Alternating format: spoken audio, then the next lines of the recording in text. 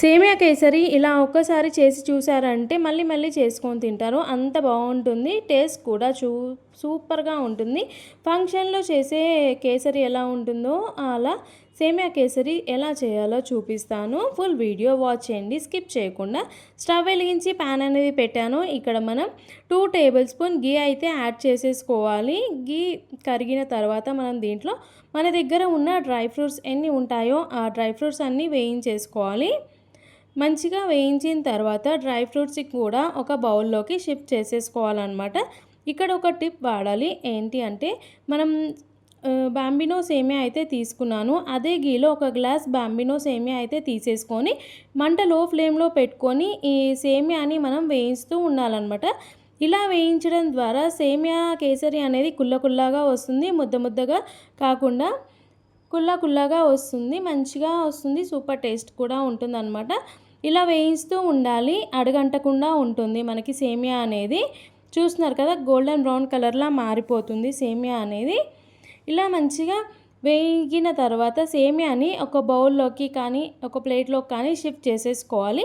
అదే ప్యాన్లో మనం ఏ గ్లాస్ తోటి అయితే బాంబినో తీసుకున్నామో అదే గ్లాస్ తోటి 3 గ్లాసుల నీళ్ళు అయితే తీసేసుకోవాలి. 3 గ్లాసుల నీళ్ళు తీసుకున్న తర్వాత ఆ వాటర్ అనేటివి మరగాలి. మరిగే టైంలో మనం వేయించుకున్న సేమియా అనేది ఇక్కడ యాడ్ చేసేసుకోవాలన్నమాట. ఇలా వేసేసిన తర్వాత ఈ సేమియాని ఒకసారి మనం మిక్స్ చేసేసుకొని దీన్ని కూడా లో ఫ్లేమ్లో పెట్టుకొని మీడియం ఫ్లేమ్లో పెట్టుకొని బాంబినోని మనం ఉడికించుకోవాలి. ఇలా మంచిగా ఉడికిపోతుందన్నమాట. సూపర్ టేస్టీగా కూడా ఉంటుంది. చూస్తున్నారా మనకి వాటర్ అంతా అబ్జర్వ్ అయిపోయాయి.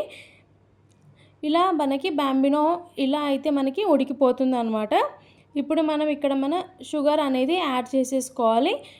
నాకు షుగర్ కొంచెం దొడ్డు షుగర్ ఉంది అనమాట. కొంచెం తక్కువగా యాడ్ చేసేసుకున్నాను. 1 గ్లాస్ బాంబినోకి 1 గ్లాస్ షుగర్ అయితే యాడ్ చేసేసుకోవచ్చు. నేను కొంచెం తక్కువగా యాడ్ చేసేసుకున్నాను.